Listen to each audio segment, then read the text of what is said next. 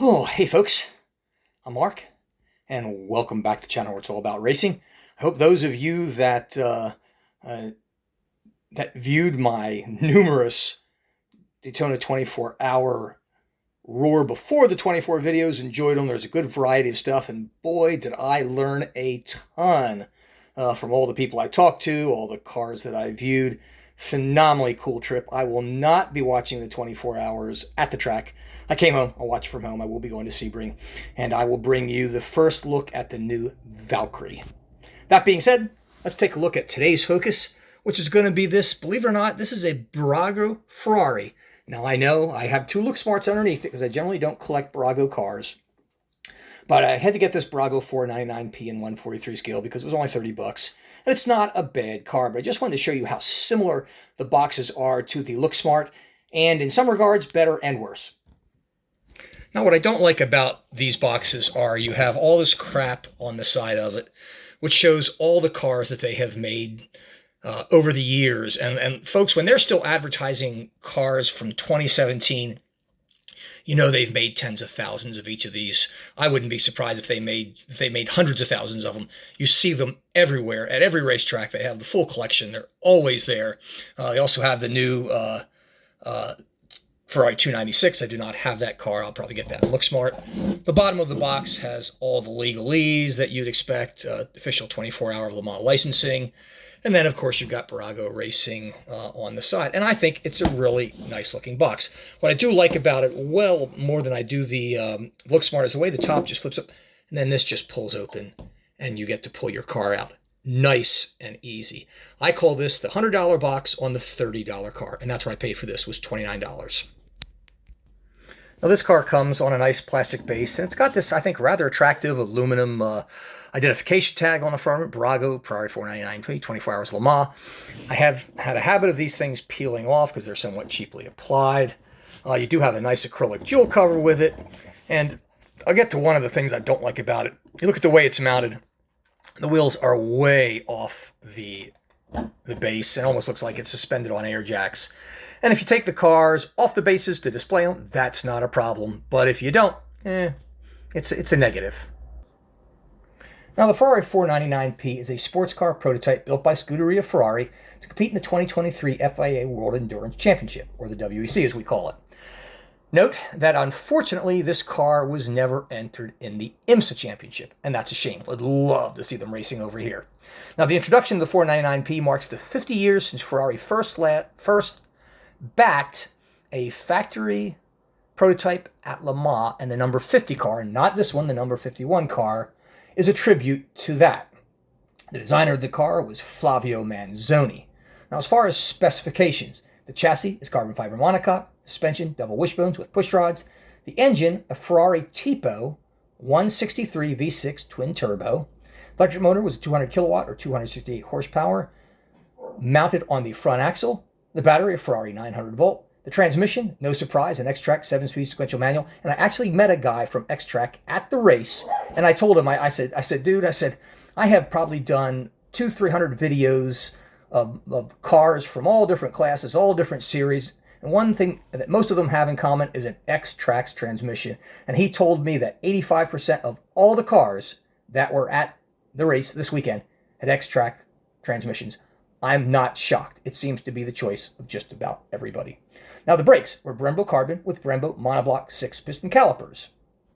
Now, this particular car, and I really would have liked to have had the 50 car, but this is the winning car at Ferrari, as you know, in 2023. And all three of the platinum drivers that drove this to the championship were Antonio Giovinazzi from Italy, a former F1 driver from 2017 to 2021, Alessandro Perguidi, also an Italian Ferrari Works driver, who has won just about everything in GT3 and sports prototype cars. And James Colato, I thought he was Italian. No, he's from the UK, also a Ferrari Works driver. Now, before we get into what's good about this car, let's discuss what's not so good about it. And quite frankly, guys, there's not a lot. I mean, this is a really, really nice car. Now, of course, things that it lacks are tow hooks, arials, pitot tubes, and fine little photo etch parts you just don't get on this car. As I mentioned before, the car is literally mounted on top of the base. The wheels do roll, so I imagine if you take this off, which I never do, you could probably play with it on your table. Not my sort of thing. Otherwise, guys, that's, well, I mean, let's say you compare it to a Look Smart or a Spark, since they're both made by the same company. It just lacks, although everything on here is really, really good, it just, if you put the two side by side, you look at them, it just lacks, I don't know how to describe it, but the other cars just look better. Guys, the color on this, finish, the decals are exceptional, but for some reason, compared to the others, it just doesn't stand out. Now, what have they done really good on this car? And guys, there's a lot. For one, the wheels are greatly, and I do mean greatly, improved over what they've had in the past. You can see the brake calipers, you can see the brake rotor. Guys, get a load of this. They have even marked on the spokes where the air input is. Red on the front, green on the back.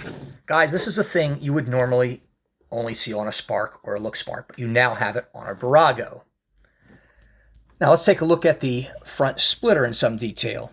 I don't know if you can see it, guys, but yeah, you can. It actually has a really nice carbon fiber weave. When have you seen that on a Bburago? Like, never. You take a look at the nose of the car. Very, very sharp. The headlights look good. I mean, the shape of everything is just fantastic. It does, so, you know, where the tow hook would normally be, you just see like a little drawing of it, so to speak, which is kind of cheesy and cheap. But all in all, it looks good. You lack carbon fiber here where you'd normally find it, where the windshield wipers mounted, also as well as the mirrors. And guys, one thing I learned that I've got to admit I was wrong about, and I will say I was wrong about. So if any of you I have ever criticized about, carbon fiber being wrapped, it's not. Carbon fiber is made in sheets, and the sheets are wafer thin. In fact, the guy that, if you saw my Ligier video, the guy showed me how you could literally press on the carbon fiber panels, and I did, and you could press them down. I mean, they're flexible, they bounce back. Now, they are very, very stiff, but they're made in sheets, and as you cut them up to put them on a race car, the weave will vary depending upon how you cut the piece. So if you take a look at that Ligier video that I had at Daytona, you'll see exactly that. I was wrong, something I learned. When you race bicycles and you wreck them, all you see when you wreck a bicycle is black carbon fiber under the paint. Well, that's just bicycles. So I was wrong, and I admit that. Anyhow, the Ferrari banner on the windshield looks very, very good. You have the names of the drivers above the cockpit. You can't read it, but they're there. Also, what I like is the fact that you have the padding for the driver in the cockpit. Again, something you wouldn't expect to find on a Ferrari model. Guys, let's take a look at the side rails. Carbon fiber. Go figure. Whoever thought Bburago would do that? Now, as we go to the back of the car, again, I guess one of the negatives would be the exhausts, which it's just kind of a poor representation of it. It's really kind of crappy. Again, this is something you would find better done on a Look Smart or a Spark car. The rear wing, for the most part, looks very, very good, as does the fin and everything else. Again,